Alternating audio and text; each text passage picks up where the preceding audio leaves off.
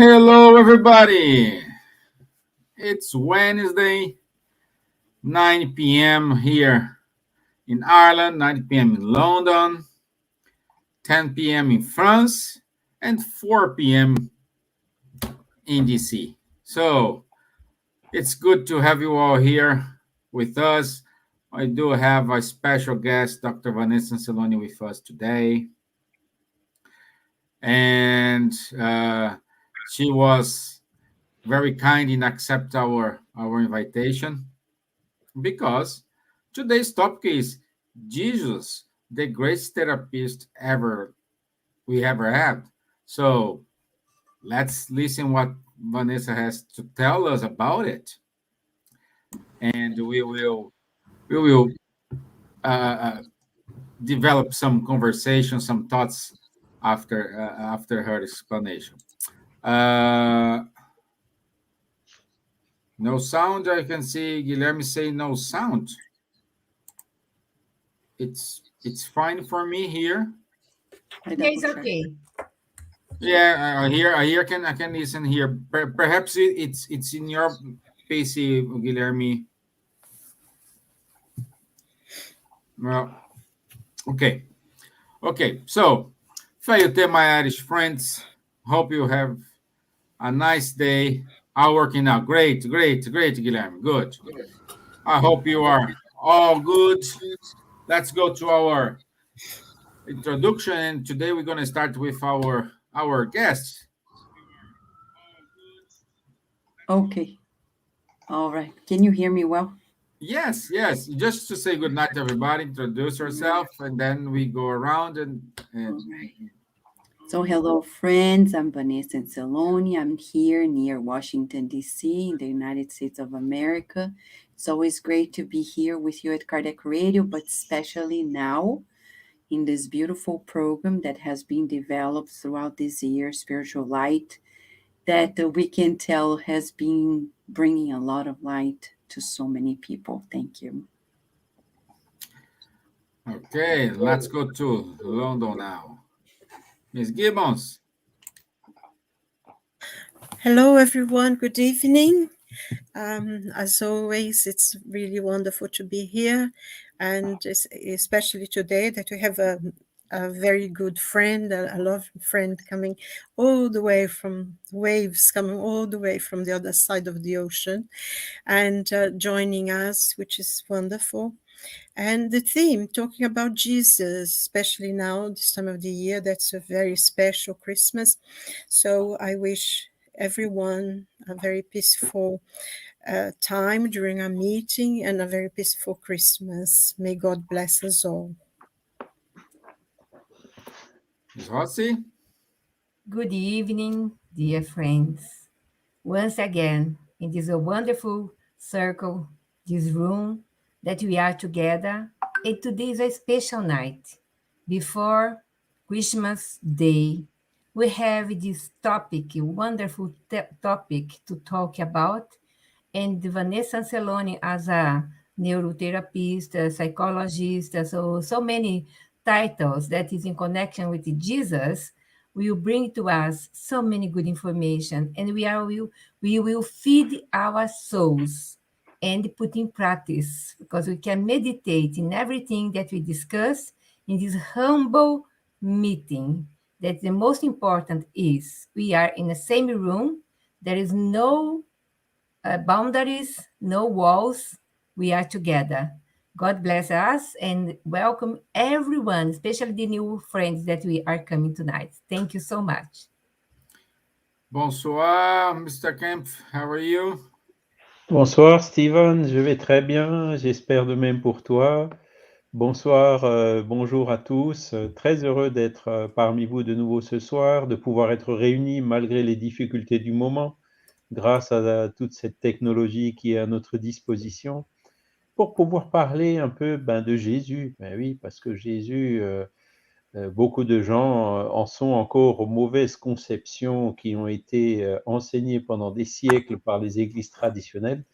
Et donc aujourd'hui, vous allez recevoir quelques lumières sur qui Jésus était vraiment et aussi la beauté, la grandeur de sa psychologie qui en ont fait ce leader naturel dont on parle encore 2000 ans plus tard. Hello everyone, good morning, good afternoon, good evening to everyone. Very happy to be here again with you. Just before Christmas, we can gather in spite of the difficulties of the moment with all these problems we are all facing. We need all to face together, and thanks God we have this technology available that enables us to remain connected and to be able to study and to learn together. So very happy now just before Christmas to talk a little bit about Jesus, whose conception given by the traditional religions was so misleading and not so clear, but today hopefully you will get information showing you who he was really, and also the outstanding and extremely actual psychology he used, who made him this natural leader from which we talk. We are still talking about him 2000 years ago and probably much more. So very happy to be here with you today. Thank you, and good night to all friends. I can see here the comments. Good night, Guilherme Dias, Beatriz Guiles, Nancy Valente, Faye, my dear friend Faye, Munir, friends from all over the world. Thank you for sharing this moment with us. And as usual, I will play a short video and then we can kick off. Okay? Let me put my screen here. And let's. Jesus' role was not simply that of a moralistic lawgiver with no other authority than his own word. He came to fulfill the prophecies that had announced his coming. His authority derived from the exceptional nature of his spirit and his divine mission. He came to teach humans that true life is to be found not on the earth, but in the kingdom of heaven, to teach them the way that leads there, the means of reconciling themselves to God, and to forewarn them regarding the progress of future things for the fulfillment of human destiny. Jesus did not come to destroy the law. He came to fulfill it, that is, to develop it, to give it its true meaning and to adapt it to the degree of humankind's advancement. That is why that in this law may be found the principle of duty to God and to one's neighbor.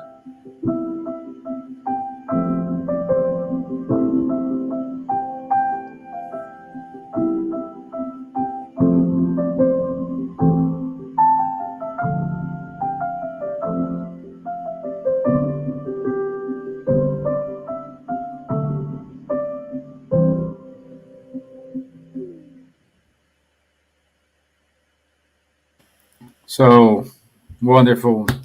Another wonderful video from our friends from Spiritist Academy. Thank you for these amazing videos.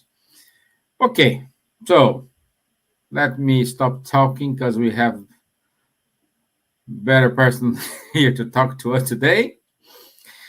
And I'd like to, the idea today is we propose, we want to ask a question to Dr. Vanessa. She will answer, and then you guys feel free to make any questions. We open for Q&A, and we will make questions as well.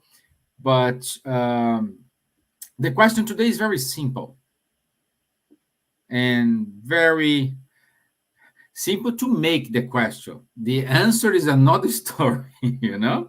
The answer is different. But the question is why we shall consider or we shall see Jesus as the greatest philosopher, psychologist ever had. It's simple. Yeah? The answer is easy. The question is easy. The Exactly. answer, You know? thank God we're in a group here so we can elaborate more emphatically and deeply. I would say, first, because he's done more to humanity than psychology itself. And that's the reality of life. Well, we He's try. done We more. try. But I can't say that out loud because, the psychological scientists will really be upset. We can't do this. But in reality, we need to go back to the definition when we talk about a psychologist.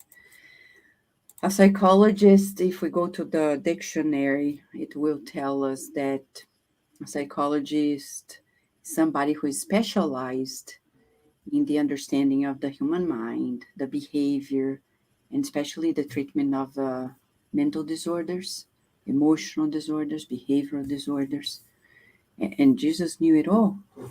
So, and the interesting aspect of it all is that Jesus himself is someone who unveiled this truth from within, the inner truth. And in the upcoming issue of the Spiritus magazine, which you can find either in the app Spiritus magazine, or you can go to the website spiritusmagazine.com or .org. The upcoming issue on January 1st, there's an article that came through the Kardec Spiritist Center, and it was published in one of his magazines in 1869. And it talks about unveiling this truth. So interesting, because nobody creates anything or invents anything. The article says it's a communication by a spirit named Heavenly. It talks about the fact that he says that the one who invents is the one that pulled up one of the sides of this veil that was hiding the truth. And a psychologist is the one that comes and helps in that regard, unveiling the mysteries of our emotional difficulties, bringing and trying to bring the balance in terms of spiritual, emotional, and the physical. So he's a therapist per se, and certainly a therapist of the mind. So a psychologist, so much so that he could see and effectively address the issues. For example, if we go back to when he was by the well, and at that moment, this woman, the Samaritan woman, is there, and he approaches her by asking a question from her day-to-day life. Can you please serve me a cup of water? Kind of like what we're going to do, right? And then she's surprised, like, how come you're talking to me? And it's interesting. Every time I talk about this, people doubt that this happens to date. I used to live in Baltimore, Maryland. It's a fantastic city, but it's brutally marked and stained by slavery. So 95 to 96% of the city are African Americans. When anybody else who comes from another race goes there, you see the contrast. And I say this because I lived there for so many years. And there were times in which people asked me, how come you're hanging out with people who are from a different race? And I said, because we're just the same. We're human beings. And they turned to me like, we're not. No, we are. We are. We're humans.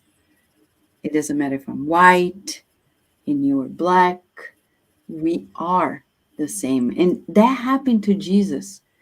The Samaritan woman was so conflicted and so challenged by so many things in her life. And then he drops very effectively those barriers and goes straight to her heart.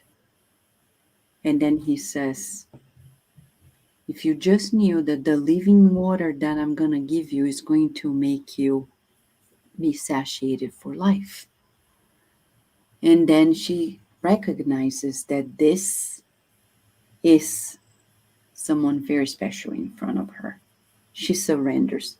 One of the most difficult things to be established in a therapist-patient relationship is this trust, the full trust. And not only for psychotherapists, but for physicians too. You can go to a physician, and then the physician says you have to do this, that, and the other, and you leave and you don't believe the physician. So for Jesus, he was so efficient that with a phrase or two, just one step in his approach, he was able to go straight to the matter that was going to be resolved. And then in the dialogue with the Samaritan woman, we recognize how he approaches to bring her new hope, consolation, greater balance to her emotions. He validates her feelings. Because when you go to a therapist, the good one's never going to say you are right or wrong, because there's no right or wrong. But he's going to say, I understand you. And really does. The therapist understands us. And Jesus understood her. He even described her scenario, saying, I know that you were having a hard time with your families, the people in your village, because of the many partners you had, da da da da da da. And she's like, oh my Lord, somebody gets it. And then once that trust bond is made, he can treat her.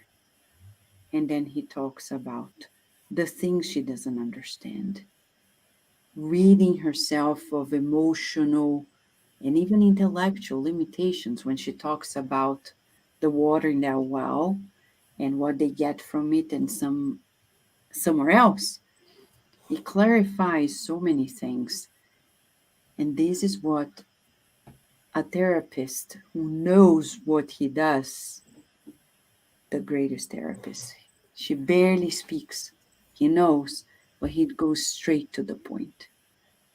As a therapist myself, I see some therapists who are very casual, they take everything very lightly. Even doctors I've seen. They see patients with panic attacks, stress, anxiety, and at the end they say, yeah, relax, take some time for yourself, go take care of yourself. And that is what Jesus never said to anybody. He never said, yeah, take time for yourself. Go and do more shopping. Go and think more of yourself. No, his therapy is the therapy of the truth. The truth is loving. Some people think the truth hurts, but the real truth is that real truth is loving. So he heals with the truth. Truth that, of course, that person at that level can handle, and always promoting the best in everyone. So you can tell, for example, when we go to the story of Zacchaeus and his approach, so different from any therapist, because he really comes so close and he allows himself to be with you all the way to your house without being invasive, and at the same time being so one with you that you feel like his family. So when he tells Zacchaeus, climb down from the tree and, I need your hospitality in your house, he doesn't go and waits for Zacchaeus to prepare everything. No, he goes together. And he's so close to somebody, quote unquote, he's never met in the eyes of everybody, that he goes to his house already listening to the very person that wants to be helped. And says Humberto de Campos in the book Good News,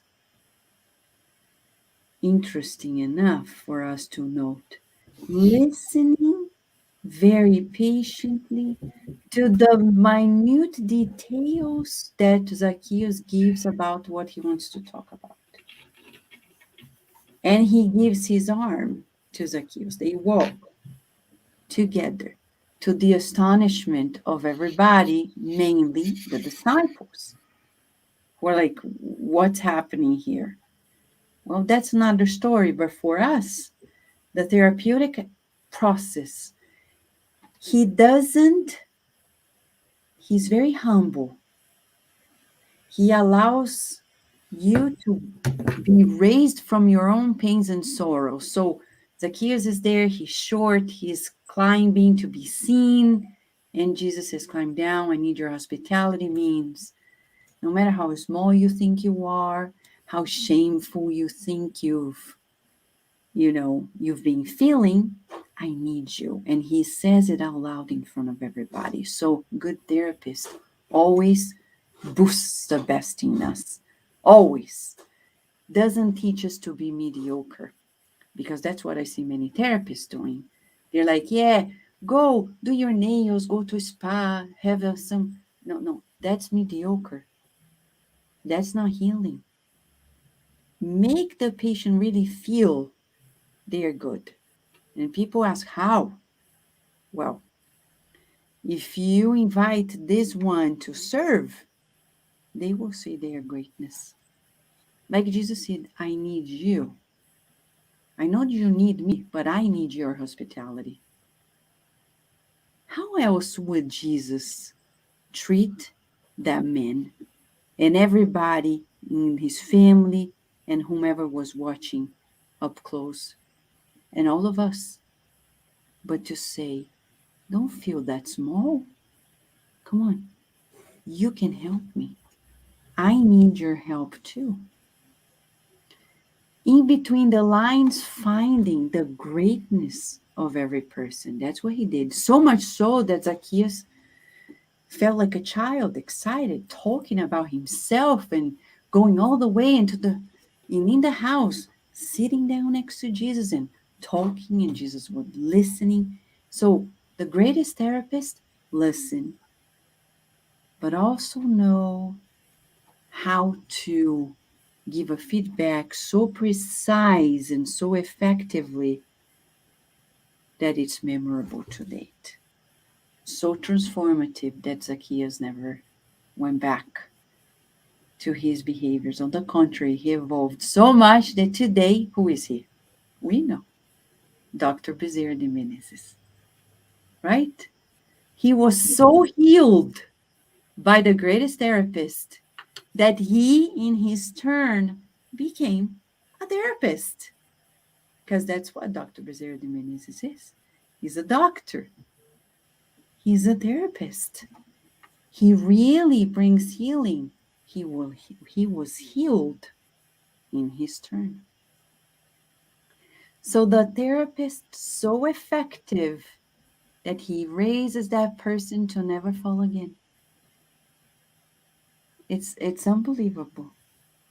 We could give 10,000 cases here, but I want to emphasize, based on the message that I have in front of me, that the angle that we're studying here about Jesus, there are many angles to be studied, but Dr. Dias da Cruz, a spiritist and physician who lived in Brazil, he said in a message named The Therapeutics of Prayer about the importance of this rapport, the psychological rapport. He says, the psychology of speaking about yourself is very regenerative medication. The confession of the patient is worth the expulsion of the toxins of the mental life, and the advice of the right specialist acts as a donation of new thought forms to help the sick brain.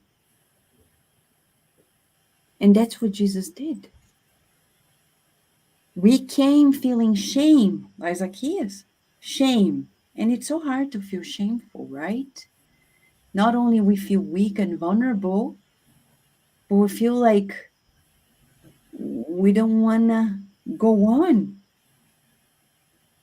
And he went straight there, reorganized the closet of his mind. Just like as if you go to Netflix and you watch Marie Kondo, the Japanese designer who knows how to organize things at home so well and lovingly, or the Home Edit, the two American friends who do the same, keeping everything organized.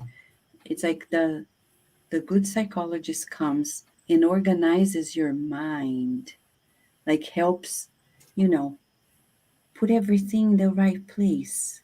And Jesus was masterful in that regard. Not only he created the trust, the bond of trust, not only he prescribed correctly, but he did it effectively, to the point that the lives of those people and ours have been changing as we speak. So basically, nowadays, why is this important to us?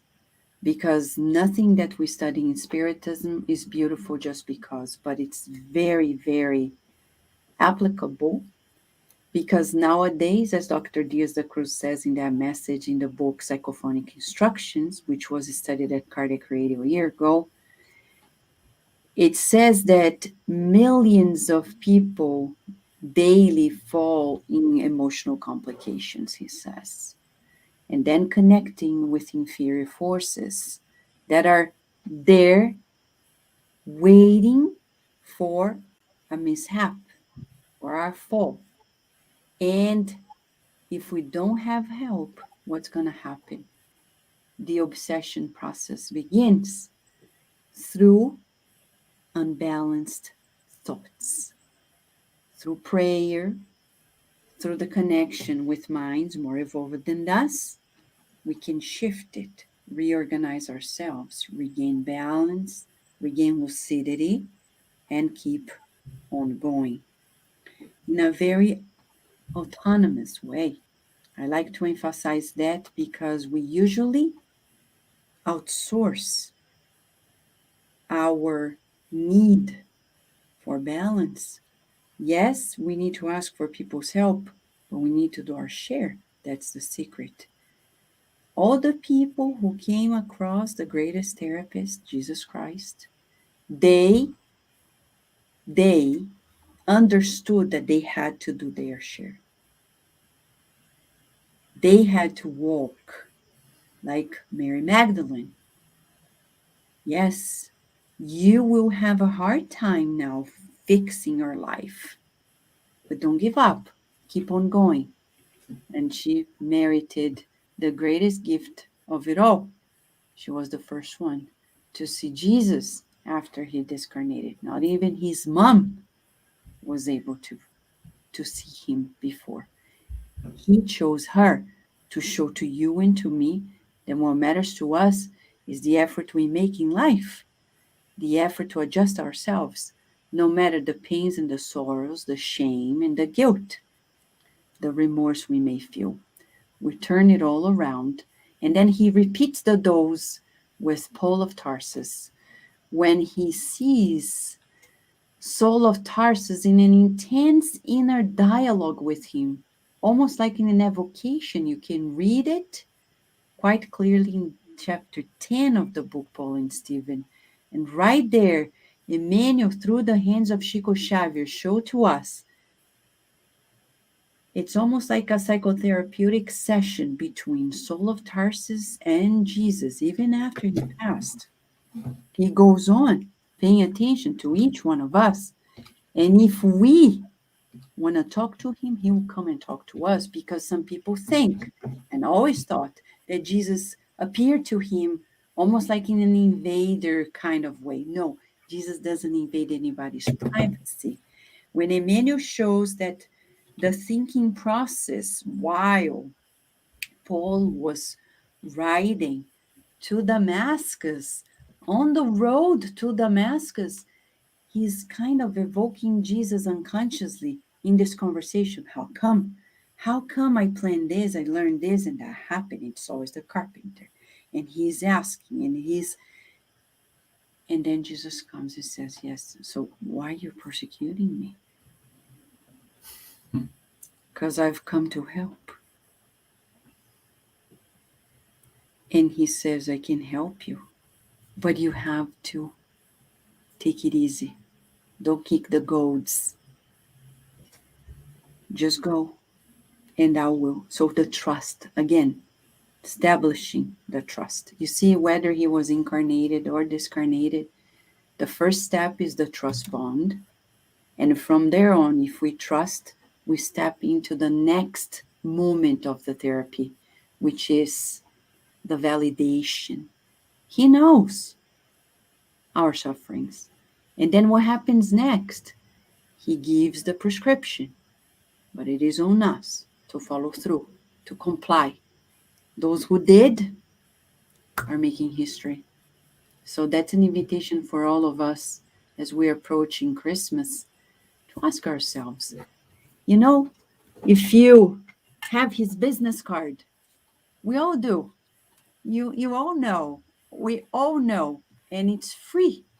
You just schedule an appointment and you establish your relationship. And I like to tease people about this personal relationship with Jesus, because some people believe that it's so far, who am I to deserve a personal relationship with Jesus? And I said, maybe you have to read it all over again, because he reaffirmed that his relationship is very personal. And he wants it to be personal. And if we keep pushing it away and don't cut the middleman, we're not going to get there. So the first step for this therapeutic process to work with us as well is to accept the trust bond with him. But that's one-on-one. I'm going to stop here because I know we have more comments and other topics to address in that regard, right, Stevan? Yeah, it's amazing. It's good to listen your comments. So sharp, so precise. Thank you very much. And I would like to start this Q&A here. We already have a question from Faye. And she asks, would you say that feeling shame is a learned behavior? I don't think so, because if you go, Faye, thank you for this question. If you go to animal studies, like at Emory University, for example, Franz de Waal and others who studied primates, they can see behavioral aspects that would be translated into shame. So it is already in us. It's not learned. I would say shame is an end result. Of course, shame in the conscious aspect is only human, but there are some features that you can see in animal behavior. And even if you have dogs, you can tell when they do something wrong, you talk to them. They really, right, Elsa? We have dogs and we say, who did this? They know, they did it. So for us, I think it's one more proof that there is this law of God, the divine laws inside of our conscience somewhat, because there is this inner inbuilt mechanism that tells us we're off. But I would say we can learn how not to fall trap into shame. And yesterday, believe it or not, I was watching finally so many years people talking to me about Brené Brown, the Texas psychologist, therapist who became so famous in the West, and she talks about shame, she talks about vulnerability, and I agree with her. We can learn how to get out of shame, and we can learn how to not feel entrapped in shame, because shame can be very limiting and paralyzing. I see, for example, in the Spiritist movement, for example, so many people who don't go on with their tasks, their commitment, because they made a mistake and they feel like, who am I? I mean, that's, as Mother Teresa says, it's between God and you, it's not the world. You keep going and you humble yourself before your mistakes, stand up tall and begin anew. So we see that Jesus can be very helpful in that regard. And I don't see more effective therapy than his to make us learn how not to be stuck in shame. Thank you. Thank you, my dear. So, while please to all those people who are listening us, if you want to make a question, please write your question in the comment box and we can Can I we make can a ask comment? here. Quickly comment. Yes, yeah, I'm gonna go. Yeah, sure.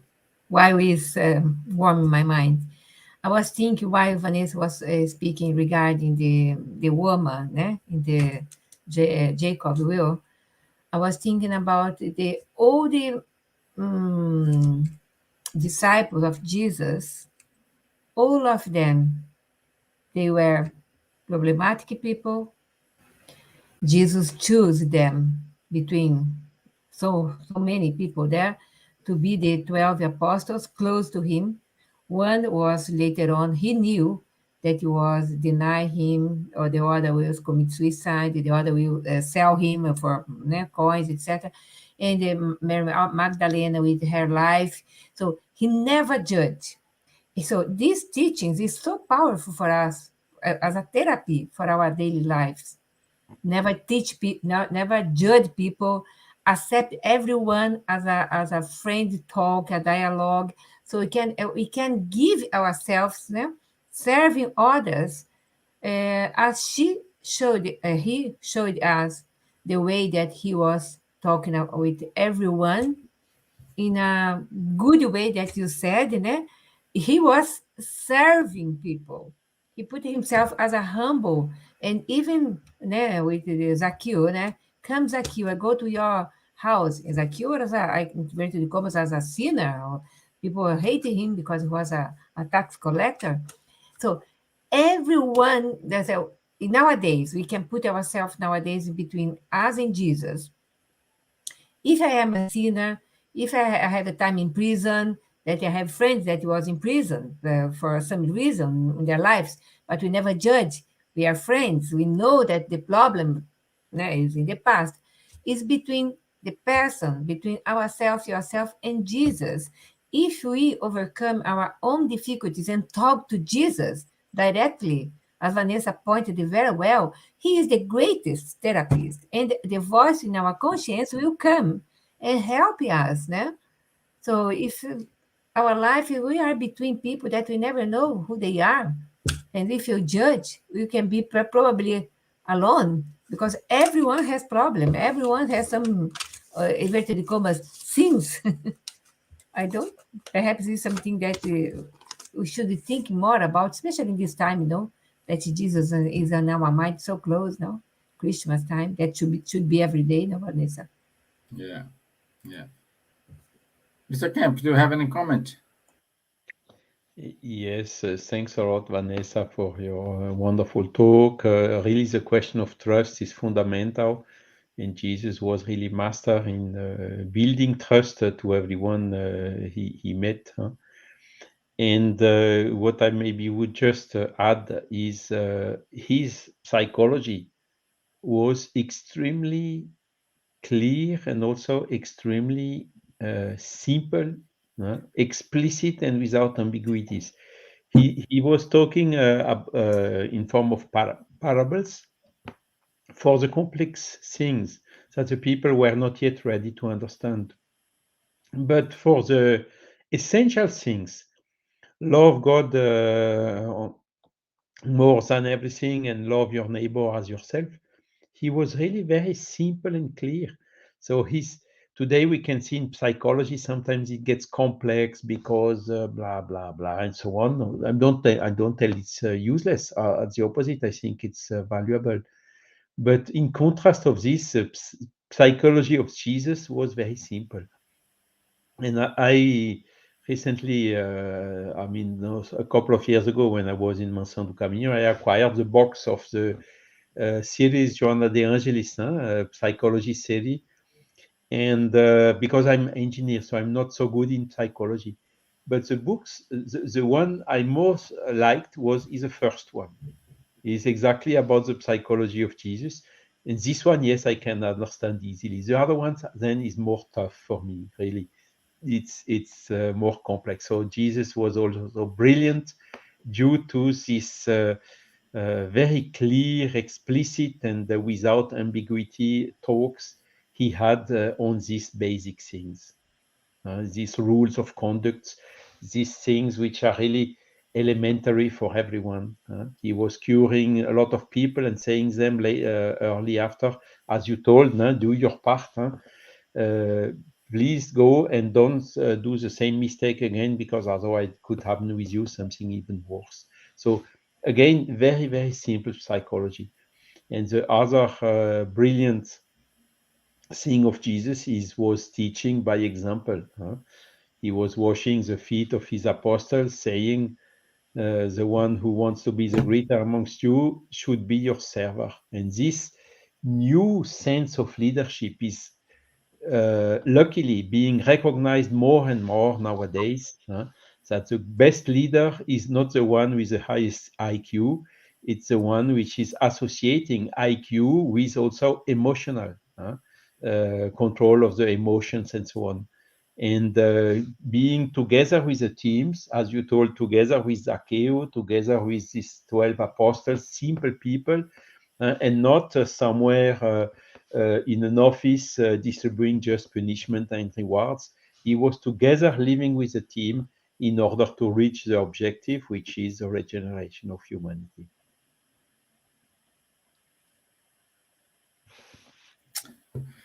Great. Wonderful. Ms. Gibbons, I can see you have a question.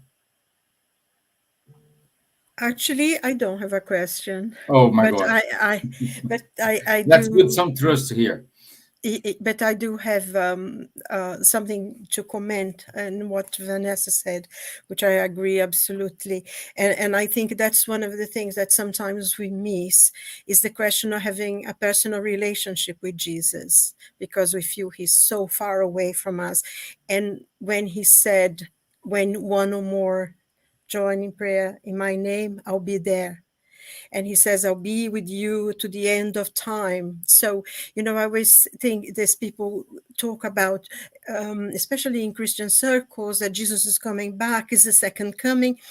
And to me, he never left. He's with us. I think every time we reach out for someone in difficulty, every time you forgive someone, every time you ask forgiveness to someone, every time you smile to a stranger in the street, Jesus is there. He's in your heart. I think last week I did say that there is one of these Christmas carols, this beautiful music that we have here in England. And this is such a beautiful one in the little town of Bethlehem. But in one of the parts it says, for those who open their hearts, the little Jesus, the little Christ will come in. And I think Jesus lives with us in our heart. And having this relationship, it means that we do wrong things, and I don't think he wants us perfect. But I think at one point that Vanessa said, he values the effort that we make to be better. And I think that's one of the most beautiful things about Jesus, because I don't know, I personally feel that he's a friend. He's a friend of mine. I don't see him as like, this. I know he's the God's emissary. I know God sent him to bring the words to us, but I feel him very close to me. And sometimes, I'm sorry, Jesus, I did something wrong again. Please forgive me again. I don't deserve it, but I'm asking it. I don't know. I personally feel him very close to me, and I feel him as a friend. Sometimes when I'm very sad and upset or something, is not going. And I said, I know you with me. I know I'll be all right.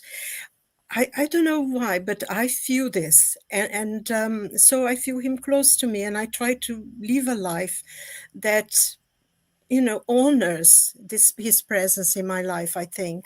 And this is very important for us to have, I feel, not see him as something. And I think, some of the points that Vanessa made when he was talking to the Samaritan woman, or with Zacchaeus, or with the person, the lepers, that one comes back and say, thank you, I follow. He said, no, go home, because he knew that person had already been transformed. And I think he valued people. And one of the things we need to learn to do in our lives is to value people. They are who they are. They make mistakes like we do, and try not to see what is wrong, but to see what is good in it. And I think that's, what Jesus taught, especially in the Sermon on the Mount. I was watching this program that was made about the real Jesus of Nazareth. It was a research program that they did, I think, with the Smithsonian. And the person actually is the actor who played Jesus in the Zeffirelli film that they made for television in the 70s. And someone said he was like incorporating Jesus, because there are some scenes you watch and you start to cry, even without realizing it. And anyway, he was saying that when he was filming that passage of the Sermon on the Mount, because he said he was never a very religious person. And then suddenly when he started talking and all those people there, and he started feeling the meaning of the words, and he became extremely emotional. And, the way he was saying it. And then he said, absolutely everyone was crying. The crew, the people who were filming, everybody was in tears. And I seen some of the actors who were in that film as well, saying they were doing things, and suddenly everyone was in tears. And I think the words are so, I think the words that Jesus left is so powerful, that when we see that, especially when someone seems to be giving their heart into them, without realizing it, we start to cry with the emotion, with the beauty, because we feel that connection with Jesus that he left with us. So I think, for me, he is there. And when I read the gospel and Boa Nova, like, it's such a wonderful stories in Boa Nova. I think everybody should read it again and again, because they are a fantastic book. And to have, feel that he is with us. He's in our heart. If we open our heart, he will enter in. And well, maybe I talk too much, but I think this personal relationship with Jesus is the most important. Thank you, my Thank dear. you. Thank you. And we have another question here, Vanessa, from our friend Mohammed. And he says, so we must be in a relationship with Jesus and talk to him about our psychological problems in a prayer, and he helps us. Is my understanding correct? No, Muhammad, you're right. And that's a beautiful question. Because, for example, as a therapist, I see people who come and they come and they start talking about the weather, what they were shopping. And then I ask, okay, how have you been feeling? Because if we don't go straight to what we want to heal, what's the point? It's like going to a coffee shop and buying and seeking something for your car. You're not going to find it there. So it's a must for the relationship to be effective, therapeutically speaking.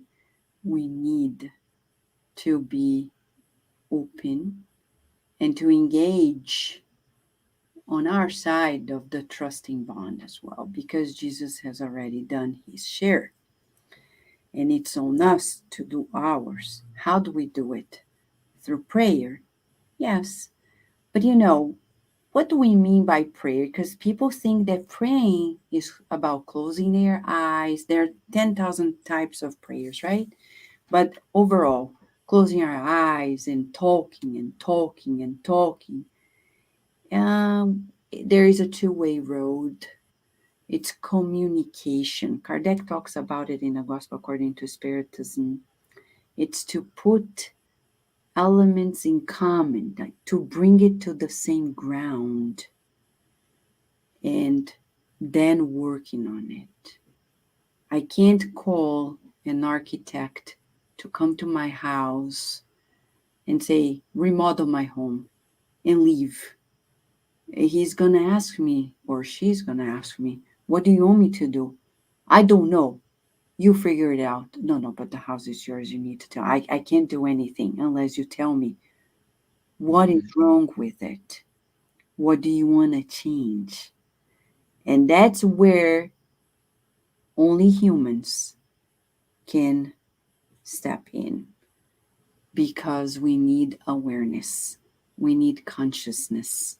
We need discernment. We need self-evaluation. Only humans can do this.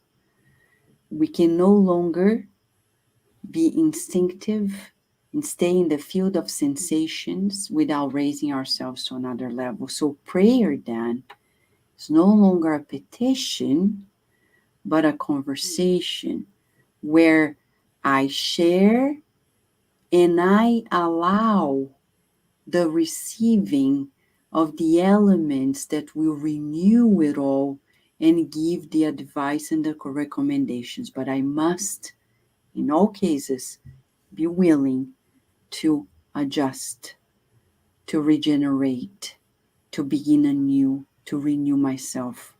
That's the condition. So there are conditions that are mostly on our side, if not all, because Jesus is always available.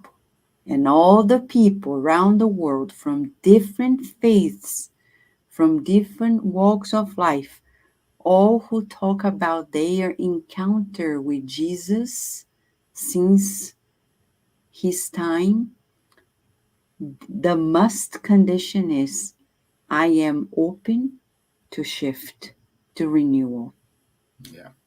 So, And I do have a question. And with this new lifestyle we are facing right now, a lot of people went through problems. Some are still okay. Uh, but how to start to build that trust with God? with God. Yeah, with Jesus. Okay. Yeah, how to At the start? end, yeah.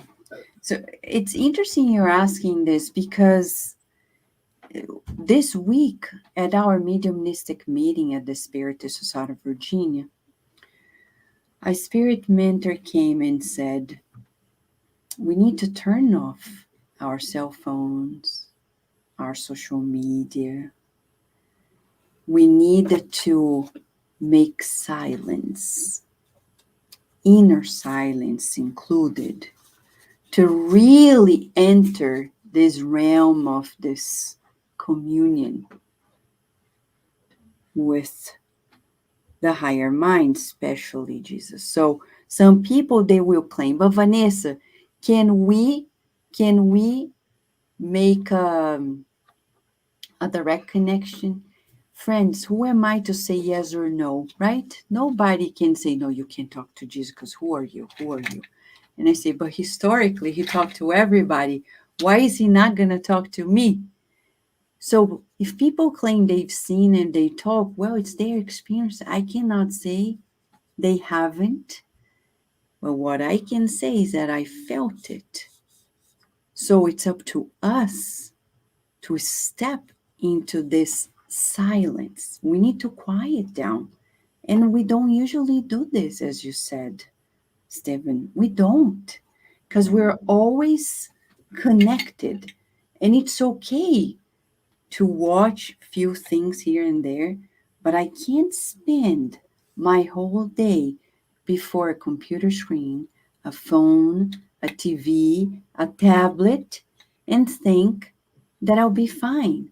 Yeah. Because it's not only about even people, I have to have my time by myself. And Jesus was a master in that regard. He showed to us, he modeled those quiet times. I need throughout my day. Think of the Dalai Lama. I was shocked when I heard that he spends 9 hours a day meditating. So then I ask myself, does he sleep at all? Because if he meditates for 9 hours, does he sleep? Because 9 plus. So if you do the math, you're like, what else does he do? But what does he mean? Well, that's another story because he's a very wise man, certainly Christ sent. But then we ask, Jesus was like this, wasn't he? He was. Not that he was going to be by his side, but in the literature, if you go through the book, Jesus in the Home by Neil Lucius, through Chico Xavier, if you go to the book Good News, which, by the way, it's not published yet, but not in the book form, but if you go to the Spiritist magazine, issue 11, 10, 11, and onwards to date, we have the chapters published. In every single one, we published a chapter. So if you read those articles in the magazine, at the end of the day, you're reading the book somewhat, not in order, but everything is there. And we're saying this because if you go to the book Good News, and then another book that is translated but not published yet, No Roteiro de Jesus, we're going to find the reports and many others, even through Divaldo Franco's books, Amélia Rodrigues' books. We're going to find the descriptions of Jesus being with people and without them, meditating, aside, reflecting, and the spirits describe. He was not always like we do. It's so funny because during this holiday season, well, I don't know with the pandemic, but many people visit each other and they travel to see family and friends. And what do we usually do when we go to family and friends? We go to their house and we stay there the whole day in the living room with them all the time. Jesus wasn't like this. He was more like, I would say, when you guys remember Divaldo Franco visiting your home, right? How would he do?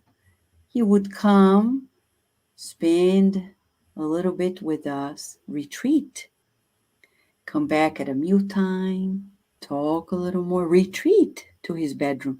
Then once I asked him, why do you do that? And he said, I don't want to bother my hosts. Because Vanessa, every time your guest is in your living room, in your kitchen, you have to be there. You have to do something. Now, this is Divaldo Franco. Imagine Jesus. And that's what he did. He was in Peter's home, but he wasn't there to be served, number one.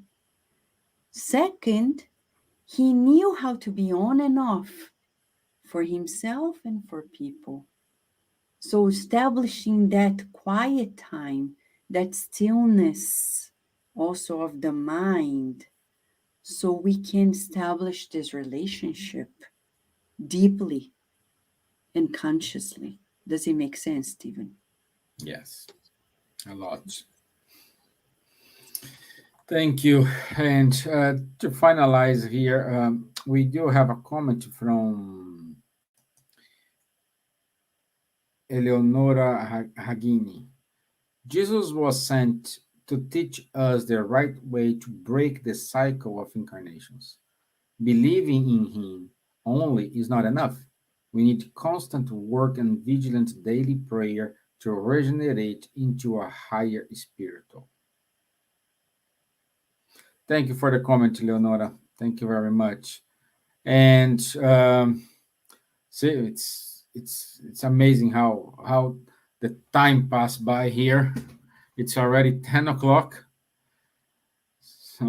So, but anyway, thanks to Elsa found the best gift for Christmas, and I want to show you guys what is the best gift for Christmas. This is save us monies in shopping around.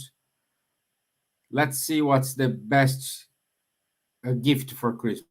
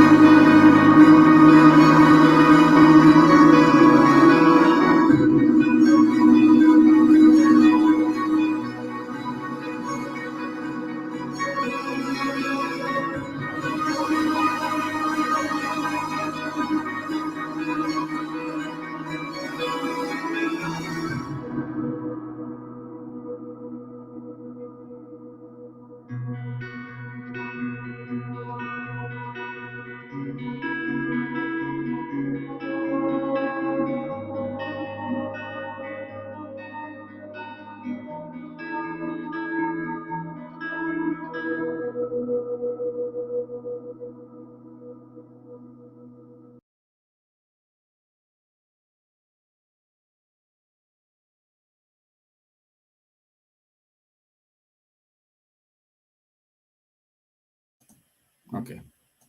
I want to say thank you for everyone for being here with us today.